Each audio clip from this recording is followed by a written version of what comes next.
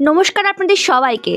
আজকে আমি যাচ্ছি বাংলাদেশের রাঙামাটি জেলার কাপ্তাই উপজেলার চিতমরম বৌদ্ধবিহারে।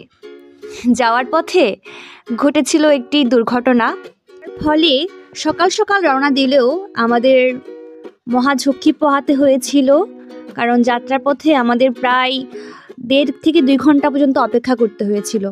একটি ট্রাক গাড়ির এক পাশের চাকা খাদে পড়ে গিয়েছিল, ফলে গাড়িগুলো এক পাশ থেকে অন্য পাশে চলাচল করতে পারছিল না। তারপর মহাঝক্কি পেরিয়ে আমরা চিতমরম বৌদ্ধবিহারে পৌঁছানোর পরে আমরা কিছু ফুল কিনলাম দান করার জন্য। আর ওগুলো কত? সেনগুলো সব 25, 30। এখানে ছোট ছোট বাচ্চারাই মূলত ফুল বা সিয়ংগুলো বিক্রি করছিলেন, তো আমি ওদের সাথে একটু মজা করছিলাম। 20 টাকা দেওয়া যাবে? হ্যাঁ বলো, আসে। তারপর আমরা ফুল কিনলাম দান করার জন্য। ওখানে যাওয়ার সময় দেখতে পাচ্ছিলাম সিঁড়িতে অনেকগুলো ভিক্ষুক বসেছিল, সবাই মোটামুটি বিকলাঙ্গ বলা চলে। আপনারা পারলে তাদেরও কিছু দান করে আসবেন। আমি চেষ্টা করেছি আমার সাধ্য মতো দান করার। এটা হচ্ছে সেই নদী, যে নদীটি পার হয়ে আমাদেরকে যেতে হবে বৌদ্ধবিহারে। এটি হচ্ছে মূলত কর্ণফুলী নদী, কাপ্তাই হ্রদ এর জলরাশি হচ্ছে এই নদীটি। তো আমরা যাচ্ছি মা আর আমি মিলে। আমরা এখন আপনাদেরকে পুরো মন্দিরটি ঘুরে দেখাবো এবং মন্দির সম্পর্কেও কিন্তু আপনাদেরকে জানাবো। এখানে কিন্তু আপনারা চাইলে বিভিন্ন জিনিসপত্র পেয়ে যাবেন। যদি আপনারা সিয়ং দিতে চান বা কোনো দান করতে চান, সব এখানে পাবেন। খুব সুন্দর সুন্দর বুদ্ধ মূর্তি আছে, গণেশের মূর্তি আছে, কিউট দেখুন, এগুলা দেখতেও কত আদর লাগে। পাহাড়ি অঞ্চলের অন্যান্য জেলার ন্যায় রাঙামাটি পার্বত্য জেলার কাপ্তাই উপজেলায়ও বৌদ্ধ ধর্মাবলম্বীদের উপাসনার জন্য অনেক বৌদ্ধবিহার আছে, কিন্তু কাপ্তাই উপজেলার 3 নং চিতমরম ইউপিতে প্রতিষ্ঠিত বৌদ্ধবিহারটি সমগ্র পার্বত্য অঞ্চলের মধ্যে অন্যতম বিহার। তো 1852 সালে প্রতিষ্ঠিত করে তারা উপাসনা শুরু করেন। পরবর্তীতে ধাপে ধাপে এটি সংস্কার করে আকর্ষণীয় করে তোলা হয়।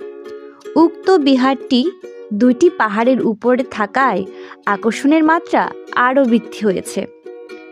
এই বিহারে প্রতিদিন 3 পার্বত্য জেলা ছাড়িয়ে দেশের বিভিন্ন প্রান্ত হতে অসংখ্য পর্যটক উপাসনা ও পরিদর্শন করতে আসে। বিহারটি চট্টগ্রাম হতে 45 কিলোমিটার দূরে অবস্থিত। চট্টগ্রাম হতে বাসযোগে রওনা হয়ে চিতমরম কিয়াং ফেরিঘাটে নামতে হবে এবং নয়ানা বিরাম কর্ণফুলী নদী পার হয়ে সামান্য কিছু অগ্রসর হলেই চোখে পড়বে এই বিহারটি। আমরা এখন যে বিহারটিতে আছি এটি হচ্ছে পুরাতন বিহার, আর একটি নতুন করে আরও একটি বিহার করা হয়েছে। আমরা সেই বিহারটিতেও যাব, আপনারা সাথেই থাকুন আর শুনতে থাকুন এই বিহারটি সম্পর্কে। শত বছরের পুরনো বৌদ্ধদের তীর্থস্থান হিসেবে এই বৌদ্ধবিহারটি দাঁড়িয়ে আছে কর্ণফুলী নদীর তীরে এবং মনোরম প্রাকৃতিক পরিবেশে। জানা যায় কাপ্তাইয়ের বাসিন্দা চন্দ্র চৌধুরী 1905 সালে প্রথম বৌদ্ধবিহারটি প্রতিষ্ঠা করেন। 1927 সালে একজন বৌদ্ধ ধর্মাবলম্বী বর্মী নাগরিক চিতমরম এলাকায় এসে বসবাস করতে শুরু করেন। সে সময় ওই ব্যক্তি নিজ অর্থ ব্যয়ে বার্মা থেকে কাঠ সহ বিভিন্ন নির্মাণ সামগ্রী ও নির্মাণ শিল্পী এনে বৌদ্ধ বিহারটিকে একটি নতুন শৈল্পিক রূপ দান করেন। এই বৌদ্ধ বিহার 2টি পাহাড়ের উপর থাকায় এই বিহারটিকে দেখতে খুব আকর্ষণীয় লাগে। প্রতি বছর প্রবারণা পূর্ণিমা ও বাংলা বর্ষবিদায় এবং নববর্ষের আগমন উপলক্ষে 3 দিন ব্যাপী সাংরাই উৎসব পালিত হয় এই বিহারে।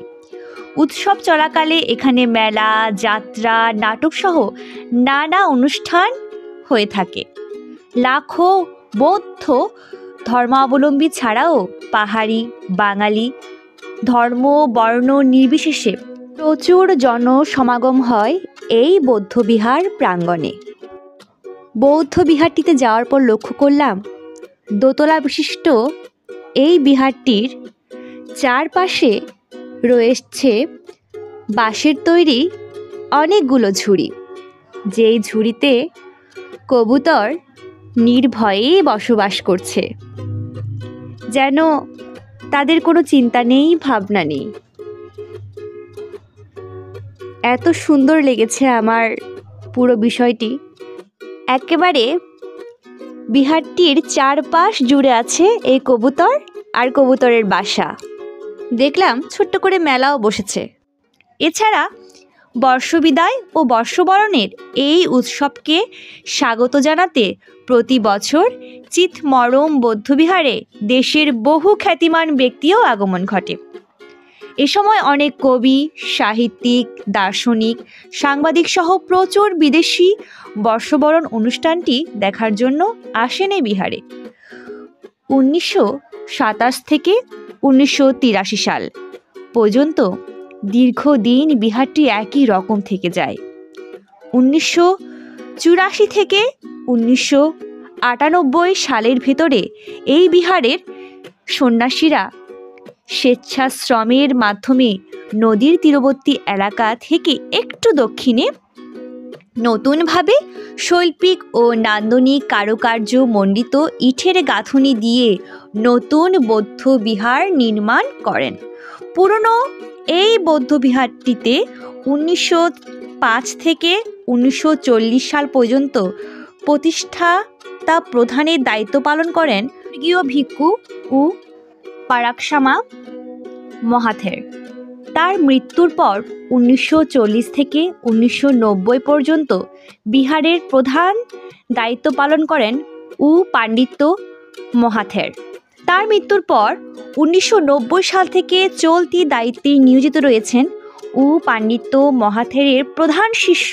আমি এখন যে বৌদ্ধ বিহারটিতে আছি এটি হচ্ছে নতুন বৌদ্ধ বিহার। সত্য বুদ্ধ খ্যাত চিতমরম বৌদ্ধবিহার আসলে একটি মনোরম তীর্থস্থান। এই বিহারটি নিচতলায় প্রদীপ এবং ধূপকাঠি জ্বালানোর ব্যবস্থা আছে।